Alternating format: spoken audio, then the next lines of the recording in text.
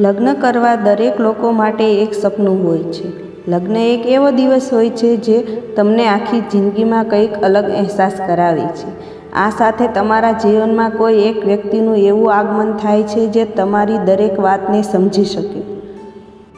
આમ વાત કરવામાં આવે તો લગ્ન સમયે ખાસ કરીને દીકરીની વિદાય થાય ત્યારે દરેક લોકોના આંખમાં આંસુ આવી જાય છે. દીકરીની વિદાય વખતે ખાસ કરીને નાની નાની બાબતોનું ધ્યાન રાખવું ખૂબ જરૂરી છે.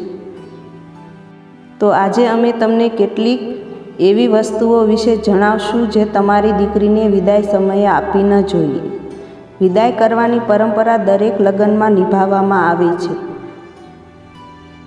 આમ જ્યારે તમને દીકરીની વિદાય કરો ત્યારે ખાસ કરીને ચોખાની રસમ કરવામાં આવે છે.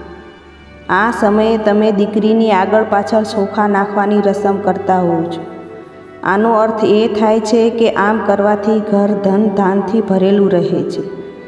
આ રસમ સામાન્ય રીતે દરેક લોકોમાં કરવામાં આવે છે. આચાર્ય મુકુલ રસ્તોગી અનુસાર દીકરીની જ્યારે વિદાય થાય ત્યારે અથાણું આપશો નહીં. અથાણું ખાટું હોય છે જે સંબંધોમાં ખટાશ લાવી શકે છે. આમ માનવામાં આવે છે કે પહેલીવાર અથાણું કોઈને આપશો નહીં. અથાણું આપવાથી સંબંધો બગડી શકે છે. આ માટે અથાણું આપવાનું ટાળો.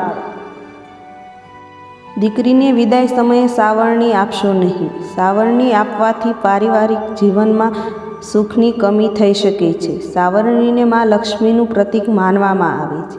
આ માટે દીકરીને વિદાય સમયે સાવરણી આપવામાં આવતી નથી.